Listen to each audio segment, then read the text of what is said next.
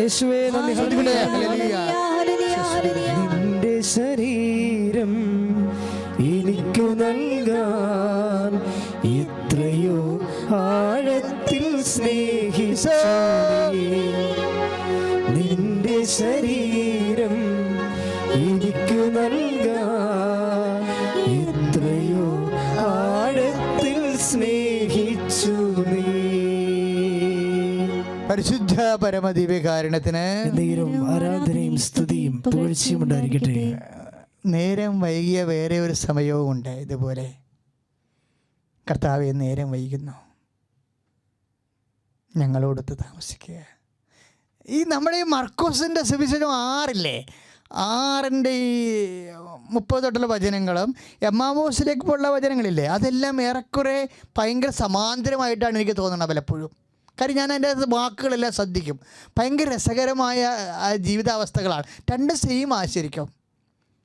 ഇവിടെ എന്താ പറയണത്? ഇപ്പോൾ 24-29 ഈ ലൂക്കായുടെ സുവിശേഷത്തിലെ എന്താ പറയണത്? ഇപ്പോൾ 6:35 സമാന്തരമാണ്. മർക്കോസിൻ്റെ 6:35 സമാന്തരം കണ്ടില്ലേ? നോക്കിയേ, അവർ അവനെ നിർബന്ധിച്ചുകൊണ്ട് പറഞ്ഞു, ഞങ്ങളോട് കൂടെ താമസിക്കുക, നേരം വൈകുന്നു. നേരം വൈകുമ്പോഴേ നിർബന്ധം ഉണ്ടാകണം കർത്താവിൻ്റെ അടുത്ത്. നിർബന്ധം എന്ന് പറഞ്ഞാലേ ആധ്യാത്മിക ശാസ്ത്രത്തിൽ അതിൻ്റെ അർത്ഥം എന്താ? ശരണമെന്നാ. പ്രത്യാശ, നമ്മൾ പറയുന്ന പ്രത്യാശയേക്കാൾ വലുതാണ് പ്രത്യാശ. ഹോപ്പാണ്. ശരണം ട്രസ്റ്റാണ്. ട്രസ്റ്റ് എന്ന് പറഞ്ഞു കഴിഞ്ഞാൽ there is no other option എന്നതിൻ്റെ അർത്ഥം. ഇനി വേറെ ആളില്ല, ആളുണ്ടെന്ന് പറഞ്ഞാലും വേണ്ട, നീ മാത്രം, നീ മാത്രം. നിൻ്റെ കാൽക്കൽ വീണ് മരിച്ചാലും പറ്റില്ല, കുഴപ്പമില്ല, നീ മാത്രം. അതാണ് ശരണമെന്ന് പറയണത്. കർത്താവ് അവരത് നിർബന്ധിച്ച വാക്ക് കണ്ടില്ലേ? എന്ത് മനോഹരമാണ് ആ വാക്ക്. 24-29 അവർ കർത്താവിനെ നിർബന്ധിച്ചു. എന്താ നിർബന്ധിക്കാൻ കാരണം? കർത്താവെ ഞങ്ങളോടൊത്ത് താമസിക്കുക. എന്താണ്? നേരം വൈകുന്നു.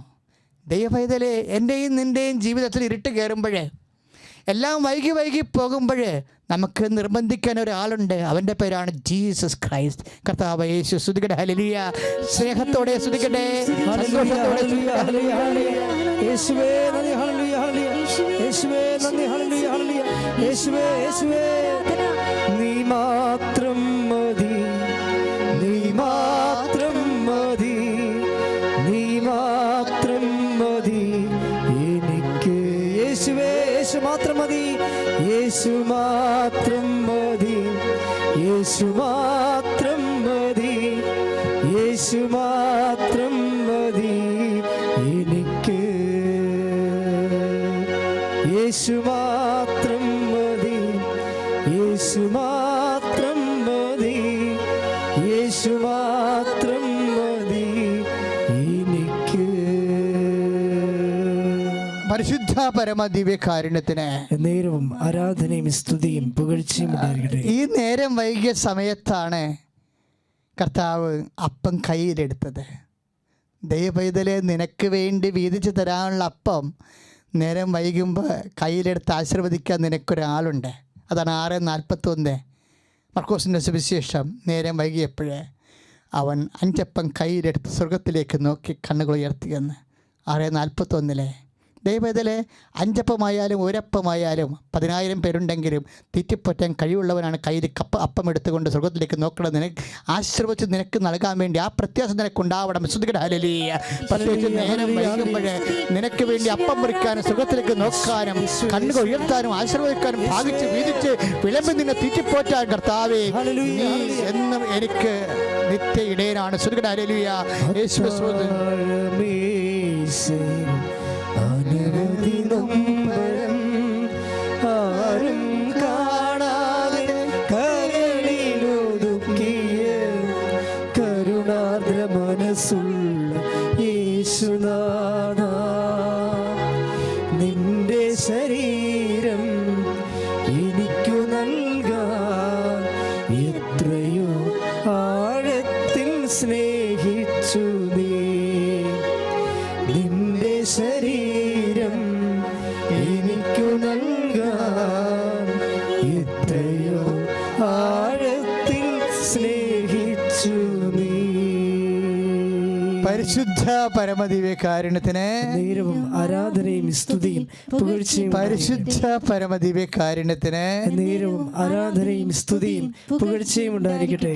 പ്രിയമുള്ളവരെ, എമ്മാവസിലേക്ക് പോയ ശിഷ്യന്മാരെ നോക്കി, ആ നേരം വൈകിയ സമയത്ത് അവിടെയും എഴുതിയിട്ടുണ്ട് അവൻ അപ്പം കയ്യിലെടുത്തെന്ന്. നേരം വൈകുമ്പോൾ നമുക്ക് വേണ്ടി അപ്പം കയ്യിലെടുക്കും. ആരാണ്? അപ്പമായവൻ. എമ്മാവസിലേക്ക് 24:30 നേരം വൈകിയപ്പോൾ അവൻ അവരുടെ കൂടെ രാപ്പാർത്തു. അപ്പോൾ അവൻ അപ്പം കയ്യിലെടുത്തു വന്ന്. അപ്പം കയ്യിലെടുത്തുകൊണ്ട് വീണ്ടും നമ്മൾ പ്രാർത്ഥിക്കുന്നുണ്ട്. അവൻ സ്വർഗത്തിലേക്ക് നോക്കി ആശീർവദിച്ചെന്ന്. അതാണ് 24:30 നമ്മൾ വായിക്കുന്നത്. നേരം വൈകുമ്പോൾ അപ്പം കയ്യിലെടുക്കുന്നത് ആദിമസഭയുടെ അനുഭവ സമ്പത്താണ്. പരിശുദ്ധ കുർബാന നേരം വൈകുമ്പോൾ എൻ്റെ ദൈവവേദലെ ശ്രദ്ധിക്കണ ദൈവവേദലെ, ഇന്ന് നമ്മൾ വളരെ കഷ്ടത്തിലാണ് ജീവിക്കുന്നത്. കാര്യം അപ്പം മുറിക്കാൻ നമുക്ക് അവസരമില്ലാതെ പോവുകയാണ്. നമ്മുടെ നേരങ്ങൾ വൈകിയ സമയത്ത് അപ്പം മുറിക്കാൻ പറ്റാതെ ഇരിക്കുന്ന ഒരു കാലമാണിത്. ഇത് നിങ്ങൾ കേൾക്കണം. അതുകൊണ്ടാണ് ഓൺലൈനിലാണെങ്കിൽ എൻ്റെ മക്കൾ കുർബാന കൂടണമെന്ന് പറയാൻ കാരണം അതാണ്. എന്താണ്? നേരം വൈകുമ്പോൾ അവൻ ചെയ്യണ കാര്യം എന്ത്? ജീവിതത്തിൽ രോഗം വരുമ്പോൾ നമ്മുടെ നേരം വൈകുകയാണ്, ഇരുട്ട് കയറുകയാണ്. ഒരു വിവാഹം നടക്കാതെ വരുമ്പോൾ ആ ജീവിതത്തിലേക്ക് ഇരുട്ട് കയറുകയാണ്, നേരം വൈകുകയാണ്. ഒരു രോഗം സുഖപ്പെടാതിരിക്കുമ്പോൾ ആ ജീവിതത്തിലേക്ക് ഇരുട്ട് കയറുകയാണ്, നേരം വൈകുകയാണ്. അപ്പോഴെല്ലാം ചെയ്യേണ്ട ആദ്യ നടപടി എന്താണ്?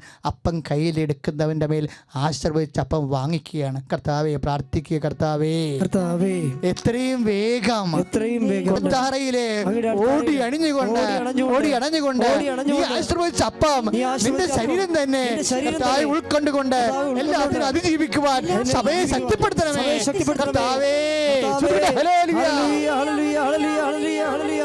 യേശുവേ, നിന്റെ ശരീരം എനിക്കു നൽകാൻ എത്രയോ ആഴത്തിൽ സ്നേഹിച്ചു നീ. ഒരുമിച്ച് പാടുക എല്ലാവരും.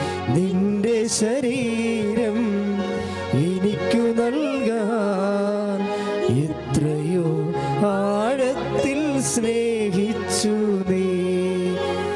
നിന്റെ ശരീരം എനിക്കു നൽകാൻ എത്രയോ ആഴത്തിൽ സ്നേഹിച്ചു നീ. ദൈവനാമത്തിന് മഹത്വമുണ്ടാകട്ടെ. പരിശുദ്ധ ദേവമാതാവ് ജീവനോട് പ്രത്യക്ഷപ്പെട്ട ഈ പരിശുദ്ധ ആലയത്തിൽ വന്ന് സാക്ഷ്യം പറയാൻ എന്നെ അനുവദിച്ച എൻ്റെ ഈശോയ്ക്കും പരിശുദ്ധ അമ്മയ്ക്കും ഞാൻ നന്ദി പറയുന്നു. എൻ്റെ പേര് നിമിഷ. ഞാൻ കണ്ണൂർ ഉളിക്കൽ സെൻറ്റ് ജൂഡ് ദേവാലയംഗമാണ്. വർക്ക് ചെയ്യുന്നത് ബാംഗ്ലൂരാണ്. ഞാനിന്ന് എൻ്റെ 6ാമത്തെ ഉടമ്പടി ജീവിതം ആരംഭിച്ചു. ഇതിനു മുമ്പ് കഴിഞ്ഞ പ്രാവശ്യം ഞാനിവിടെ വന്ന് എനിക്ക് കിട്ടിയ അനുഗ്രഹങ്ങളൊക്കെ സാക്ഷ്യം പറഞ്ഞതാണ്. ഒത്തിരി കോംപ്ലിക്കേറ്റഡ് ആയിട്ടുള്ളൊരു പ്രഗ്നൻസിയിലൂടെ കടന്നു പോയതും മൈഗ്രെയിൻ മാറിയതും ഒക്കെ ഞാനിവിടെ വന്ന് സാക്ഷ്യം പറഞ്ഞതാണ്. ഇന്ന് എനിക്ക് മാതാവ് തന്ന, ഈശോയിൽ നിന്ന് മേടിച്ചു തന്ന 4 രോഗസൗഖ്യങ്ങളും മറ്റനുഗ്രഹങ്ങൾക്ക് നന്ദി പറയാൻ വേണ്ടിയിട്ടാണ് ഞാനിവിടെ നിൽക്കുന്നത്. എൻ്റെ നോർമൽ ഡെലിവറി കഴിഞ്ഞ സമയത്ത് എനിക്ക് മോഷൻ പോകുമ്പോൾ ബ്ലീഡിങ് വരുമായിരുന്നു ഇടയ്ക്ക്. ആദ്യം ഇടയ്ക്കിടയ്ക്കായിരുന്നു, പിന്നെ അതിൻ്റെ ഫ്രീക്വൻസി കൂടി. ഞാൻ മാതാവിനോട് ഒത്തിരി പ്രാർത്ഥിച്ചു. കാരണം എനിക്ക് ഡോക്ടറിൻ്റെ അടുത്ത് പോകാൻ മടിയായിരുന്നു.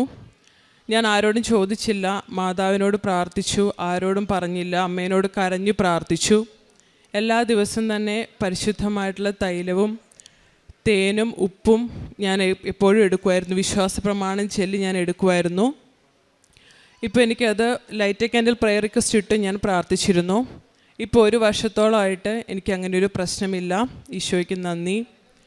രണ്ടാമതായിട്ടുള്ള രോഗസൗഖ്യം, എൻ്റെ റൈറ്റ് ബ്രസ്റ്റിൻ്റെ താഴെ ചെറുതായിട്ടൊരു സ്വെല്ലിങ്ങും ഡിസ്കളറേഷനും വന്നു. ഞാൻ ഒത്തിരി ഭയപ്പെട്ടു പോയി. കാരണം ഞാൻ വർക്ക് ചെയ്യുന്നത് ക്യാൻസർ ഡിപ്പാർട്ട്മെൻറ്റിലാണ്.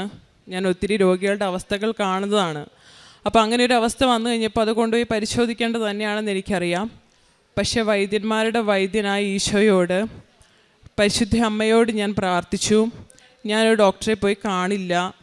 എൻ്റെ ഫാമിലി ഫിസിഷ്യനായിട്ട് അമ്മ തന്നെ എൻ്റെ കൂടെ ഉണ്ടാവണം. അമ്മ എനിക്കത് മാറ്റിത്തരണം. ഞാൻ എല്ലാ ദിവസവും രാവിലെ 5:30 പ്രത്യക്ഷീകരണ പ്രാർത്ഥനയുടെ സമയത്തും രാത്രിയിലെ കുടുംബ പ്രാർത്ഥനയ്ക്ക് ശേഷമുള്ള പ്രാർത്ഥനയുടെ സമയത്തും ഞാൻ വിശുദ്ധ തൈലം കുരിശ് വരച്ചിട്ട് പ്രാർത്ഥിക്കുമായിരുന്നു, അമ്മയോട് എപ്പോഴും പ്രാർത്ഥിക്കുമായിരുന്നു. അതിൻ്റെ ഫലമായിട്ട് ഒരു 2-3 ആഴ്ച കഴിഞ്ഞപ്പോൾ ഞാൻ തന്നെ അറിയാതെ അത് അവിടെ നിന്ന് മാറിപ്പോയി.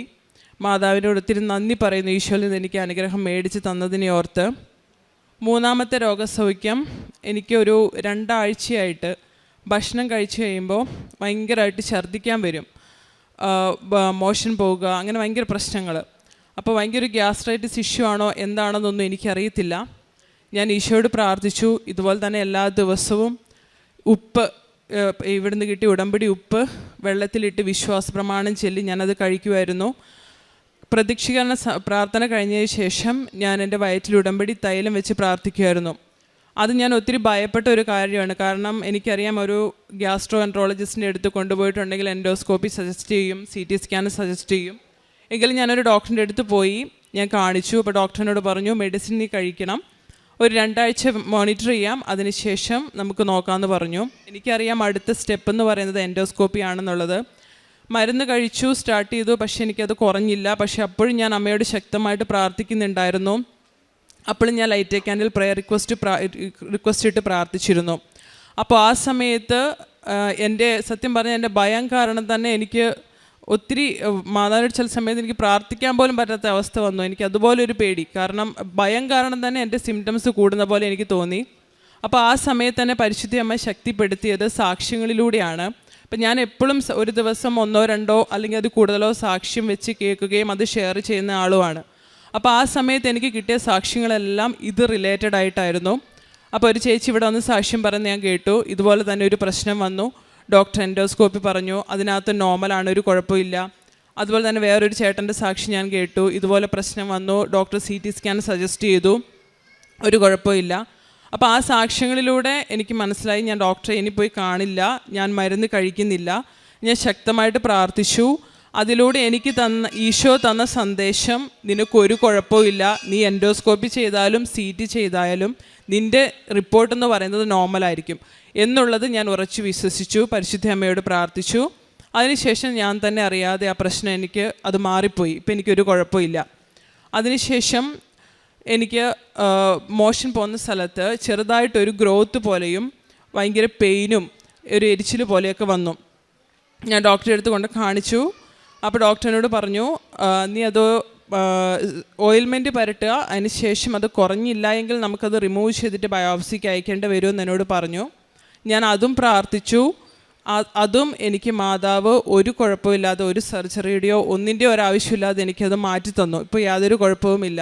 ഈ 4 രോഗസൗഖ്യങ്ങളും കിട്ടിയപ്പോഴും ഞാൻ അമ്മയോട് പറഞ്ഞു, അമ്മയാണ് എൻ്റെ ഡോക്ടർ, അമ്മയാണ് എൻ്റെ ഫാമിലി ഫിസിഷ്യൻ. അമ്മയ്ക്ക് പരിശുദ്ധ കുമാരനിൽ നിന്ന് മേടിച്ച് തരാൻ പറ്റാത്തതായിട്ടുള്ള ഒരു രോഗസൗഖ്യങ്ങളും ഇല്ലാതില്ല. അതുകൊണ്ട് അമ്മ തന്നെ എനിക്ക് എപ്പോഴും എൻ്റെ കൂടെ ഉണ്ടാവണമെന്ന് ഞാൻ പ്രാർത്ഥിച്ചു. എനിക്ക് ഈ 4 രോഗസൗഖ്യങ്ങളും ഒരു കുഴപ്പമില്ലാതെയാണ് മാതാവ് എനിക്കത് എടുത്തു മാറ്റി തന്നത്. ഞാൻ സാക്ഷ്യം പറയാമെന്ന് നേർന്നിരുന്നു.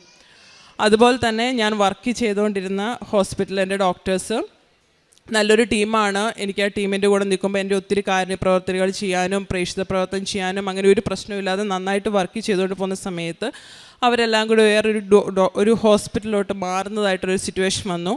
അപ്പം ഞാനിവിടെ 5ാമത് ഉടമ്പടി പുതുക്കാൻ വന്നപ്പോൾ ഞാൻ നിയോഗം എഴുതി. ഒരിക്കലും ഇപ്പോൾ ഒരു 3 ഉടമ്പടിക്ക് ശേഷം ഞാൻ എൻ്റെ നിയോഗങ്ങൾ ഭൗതികമായിട്ടുള്ള ഒന്നും എഴുതാറില്ല. എല്ലാം ഞാൻ എൻ്റെ പ്രേക്ഷിത പ്രവർത്തനം നന്നായി ചെയ്യണം, പരിശുദ്ധാത്മാവിനെ ലഭിക്കണം, അമ്മ എൻ്റെ കൂടെ ഉണ്ടാവണം, അമ്മയുടെ സാന്നിധ്യം ഉണ്ടാവണം, ഇതൊക്കെയാണ് ഞാൻ എൻ്റെ നിയോഗമായിട്ട് എഴുതാറുള്ളത്. അതുപോലെ തന്നെ മറ്റുള്ളവർക്ക് എന്തെങ്കിലും ഒരു നിയോഗം ഉണ്ടെങ്കിൽ ഞാൻ അതും എഴുതും. അന്ന് ഞാൻ എൻ്റെ നിയോഗം എഴുതി, അമ്മയുടെ ഇഷ്ടം നടക്കണം, അമ്മ എവിടെയാണ് എനിക്കൊരു ജോലി തരുന്നതെന്ന് അമ്മയ്ക്ക് ഇഷ്ടമുള്ളതുപോലെ നടക്കണമെന്ന് ഞാൻ പ്രാർത്ഥിച്ചു. അങ്ങനെ എനിക്ക് അത്യാവശ്യം നല്ല സാലറിയോട് കൂടെ തന്നെ എൻ്റെ ഈ സെയിം ഡോക്ടേഴ്സിൻ്റെ കൂടെ വേറൊരു ഹോസ്പിറ്റലിലോട്ട് എനിക്ക് പോകാനുള്ള ഒരു അവസരം മാതാവ് തന്നു.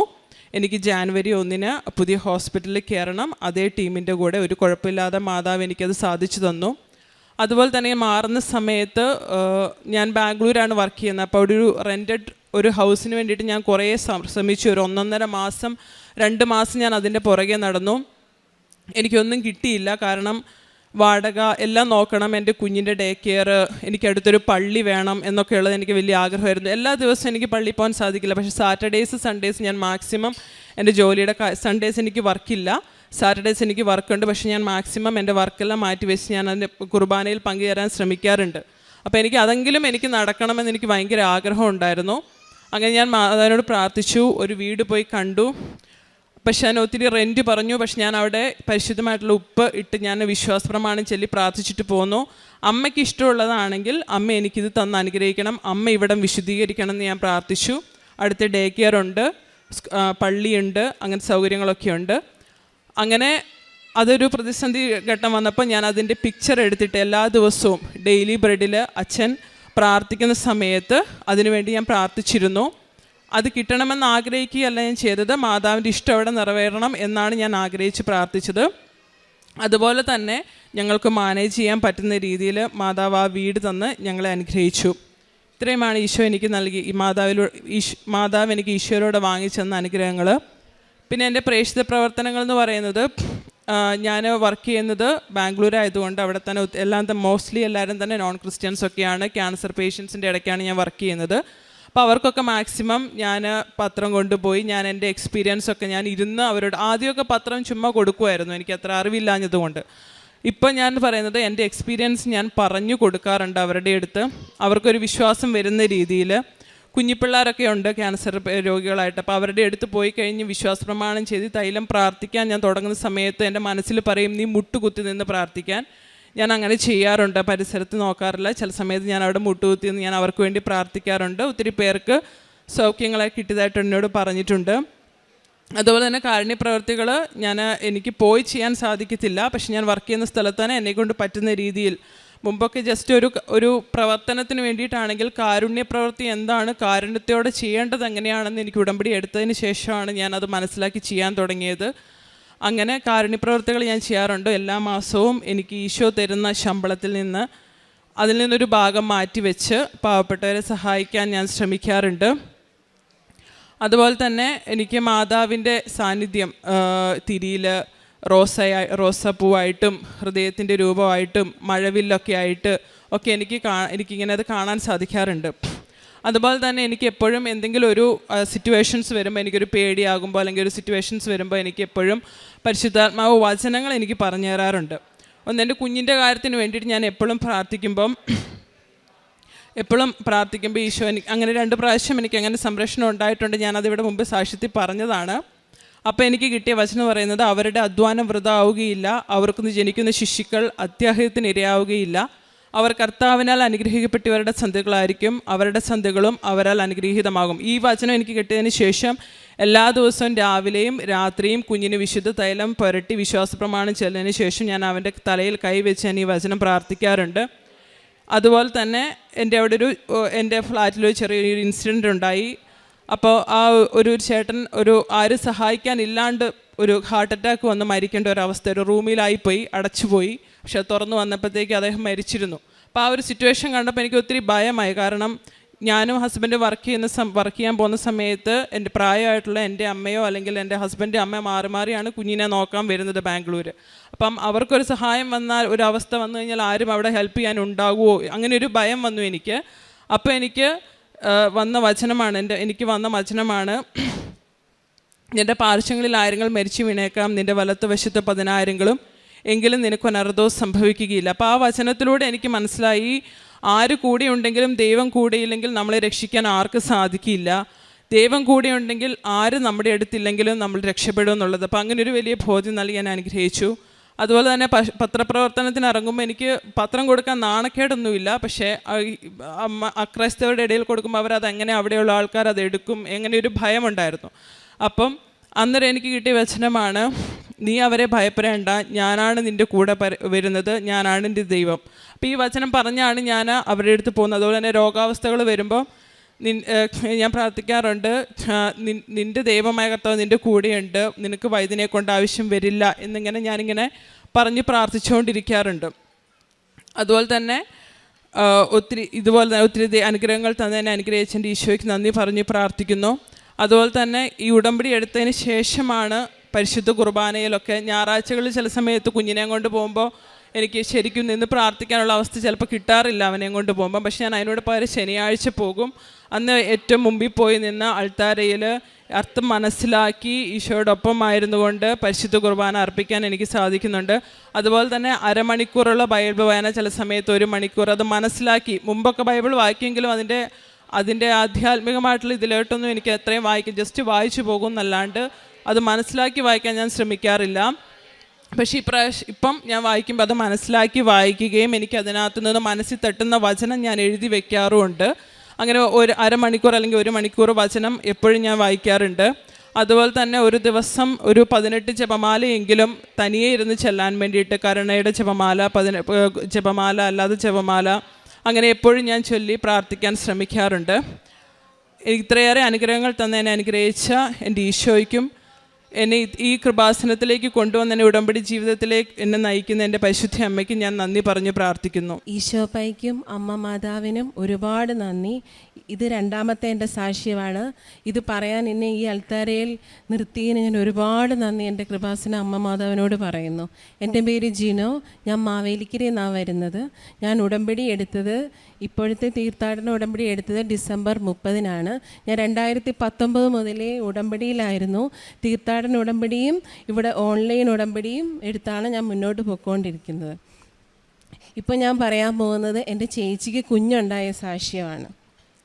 അവൾക്ക് 13 വർഷത്തിന് ശേഷമാണ് കുഞ്ഞുണ്ടായത്. ഒരുപാട് കഷ്ടത, ഒരുപാട് ട്രീറ്റ്മെൻറ്റ് എടുത്തു, എന്നിട്ടൊന്നും ഒരു ഫലം ഉണ്ടായില്ല. അത് കഴിഞ്ഞിട്ട് അവർ 13 വർഷവും ഇതിൻ്റെ പുറകെ നടന്നു. ചേച്ചിയുടെ ഹസ്ബൻഡ് ജോലിയെല്ലാം വിട്ട് കളഞ്ഞു. കാരണം ഒരു കുഞ്ഞ് വേണമെന്നുള്ള ഒരു 2ാമത്തെ ഒരു കുഞ്ഞ് വേണമെന്ന് അവർക്കൊരു ഇതായിരുന്നു.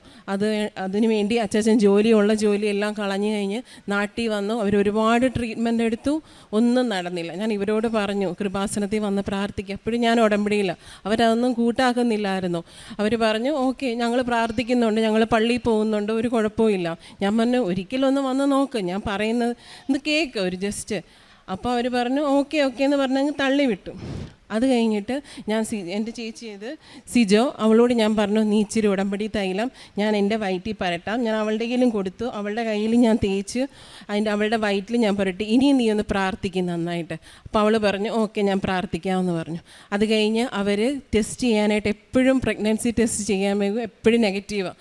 അത് കഴിഞ്ഞ് ഞാൻ അവളോട് പറഞ്ഞു നീ നന്നായിട്ട് പ്രാർത്ഥിക്കുക. എന്നിട്ട് ഞാൻ മാതാവിന് പറഞ്ഞു മാതാവേ ഇത് എൻ്റെ ഒരു മാതാവ് അവരെ അമ്മയെ മഹത്വപ്പെടുത്താനുള്ള വലിയൊരു സാക്ഷിയാക്കി അവരെ തീർക്കണമെന്ന് ഞാൻ മാതാവിനോട് മുട്ടിപ്പായിട്ട് പ്രാർത്ഥിച്ചു. അത് കഴിഞ്ഞ് അവർ ടെസ്റ്റ് ചെയ്യാനായിട്ട് ഹോസ്പിറ്റലിൽ പോവുക.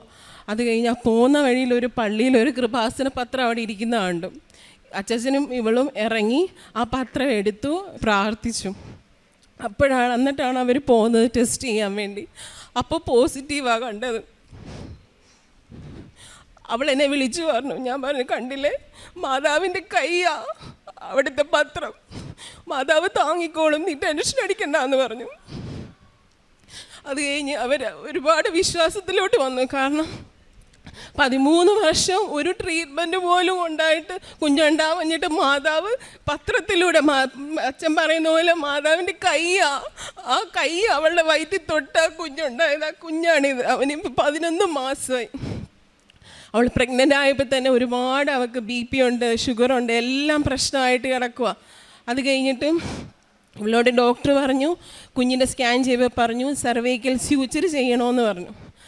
അപ്പം അവൾ എന്നെ വിളിച്ച്, ഇവൾ എന്ത് കാര്യം ഉണ്ടെങ്കിലും എന്നെ വിളിച്ച് പറയും. കാരണം ഞാൻ അവൾക്ക് വേണ്ടി ഒരു ഉടമ്പടി എടുത്തേക്കുന്നത്. അപ്പോൾ അവൾ എന്നോട് പറയടി സ്കാനിങ്ങിന് പോവാണ് പ്രാർത്ഥിക്കണമെന്ന്. ഞാൻ പറഞ്ഞു നീ ഒന്നും കൊണ്ടും പഠിക്കണം, ലോകത്തിലെ ഏറ്റവും വലിയ ഗൈനക്കോളജിസ്റ്റിനോടാണ് ഞാൻ പറഞ്ഞേക്കുന്നത്, നീ അതുകൊണ്ട് ഒരു ഭയവും വേണ്ടാന്ന് ഞാൻ പറഞ്ഞു. അത് കഴിഞ്ഞിട്ട് അവൾ പോയി സ്കാൻ ചെയ്തപ്പോൾ ഡോക്ടർ പറഞ്ഞു നാളെ തന്നെ സർവൈക്കൽ സ്യൂച്ചർ ചെയ്യണമെന്ന് പറഞ്ഞു. അപ്പോൾ അവളെ വിളിച്ച് പറഞ്ഞു എടി നന്നായിട്ട് പ്രാർത്ഥിക്കണം, എനിക്കത് ചെയ്യണ്ട എന്ന് പറഞ്ഞു. ഞാൻ പറഞ്ഞു നീ ഒന്നും കൊണ്ട് വിഷമിക്കേണ്ട, അത് ചെയ്യേണ്ടി വരത്തില്ലെന്ന് ഞാൻ പറഞ്ഞു. അപ്പോൾ ഒരു ഡോക്ടർ സ്കാൻ ചെയ്തു അപ്പം പറഞ്ഞു ചെയ്യണം, നാളെ തന്നെ ചെയ്യണമെന്ന് പറഞ്ഞു. അപ്പോൾ ആ ഡോക്ടർ വേറൊരു സീനിയർ ഡോക്ടറിനെ വിളിച്ചിട്ട് പറഞ്ഞു ഡോക്ടർ ഒന്നുകൂടെ ചെക്ക് ചെയ്യുമോ, ഇത് ചെയ്യാൻ നാളെ ബുക്ക് ചെയ്തേക്കുവാന്ന് പറഞ്ഞു. ആ ഡോക്ടർ വന്നു, ഇതിനൊന്നും ഒരു കുഴപ്പമില്ലല്ലോ എന്ന് പറഞ്ഞു, ഇത് ചെയ്യേണ്ട ആവശ്യമില്ല എന്ന് ഡോക്ടർ. അപ്പം തന്നെ അവൾ എന്നെ വിളിച്ചു പറഞ്ഞു. ഞാൻ പറഞ്ഞില്ലേ ഞാൻ ഏറ്റവും വലിയൊരു ഡോക്ടറിനോടാണ് ഞാൻ പറഞ്ഞേക്കുന്നത്, പിന്നെ എന്തിനാ നീ പേടിക്കുന്നതെന്ന് പറഞ്ഞു. അവിടെ നീളം സഞ്ചാരി മാതാവിനെ പോലെ അമ്മമാത അവളുടെ കൂടെ ഉണ്ടായിരുന്നു. അത് കഴിഞ്ഞ് ഇവർക്ക് ഡേറ്റ് എടുത്തു, CS ബുക്ക് ചെയ്തു. കുഞ്ഞിന് ആ തലേ ദിവസം CS ചെയ്യുന്നതിന് തൊട്ട് മുന്നേ തന്നെ കുഞ്ഞിന് 1,900 ഉള്ളൂ. അപ്പോൾ ഡോക്ടർ പറഞ്ഞു നമുക്ക് കുറച്ചുകൂടെ ഒന്ന് വെയിറ്റ് ചെയ്യാം, കുഞ്ഞിന് ഇച്ചിരി വെയിറ്റ് വേണമെന്ന് പറഞ്ഞു. അപ്പം ഒരു കുഴപ്പമില്ലായിരുന്നു. അടുത്ത ദിവസം ഇവർക്ക് BP കൂടി പറഞ്ഞു ഉടനെ സർജറി ചെയ്യണമെന്ന്. അപ്പം ഞാൻ നാട്ടിലുണ്ടായിരുന്നു. ഞാൻ ഉടമ്പടി തൈലം അവളുടെ വയറ്റ് പ്രാർത്ഥിച്ചു പറഞ്ഞു, മാതാവേ ഒരു 200 മോളി വേണം. അത് ഞാൻ അവളോട് പറയുകയും ചെയ്തു, 200 മോളി കിട്ടണം. ഞാൻ മാതാവിനോട് പ്രാർത്ഥിച്ചത്, മാതാവിന് ഒരു നിമിഷം പോലും വേണ്ട കുഞ്ഞിൻ്റെ വെയിറ്റ് കൂട്ടാൻ. സ്കാൻ ചെയ്തു, അവർ കൊണ്ടുപോയി. അടുത്ത ദിവസം CS ബുക്ക് ചെയ്തു, അകത്ത് കയറ്റി. ഇവർക്ക് BP ആയതുകൊണ്ട് നേരത്തെ CS എടുത്തു. അത് കഴിഞ്ഞ് ഞാൻ 33 പ്രാവശ്യം പ്രത്യക്ഷീകരണ പ്രാർത്ഥന ഓപ്പറേഷൻ തിയേറ്ററിൻ്റെ ഫ്രണ്ടിൽ വെച്ച് പ്രാർത്ഥിച്ചു. അത് കഴിഞ്ഞിട്ട് കുഞ്ഞ് വന്നപ്പം കുഞ്ഞിൻ്റെ വെയിറ്റ് 2,100. എനിക്ക് സഹിക്കാൻ, എനിക്ക് സന്തോഷം കൊണ്ട് പറ്റുന്നില്ല. ഒരു ദിവസം കൊണ്ട് ആ 1,900 2,200 ആയത്.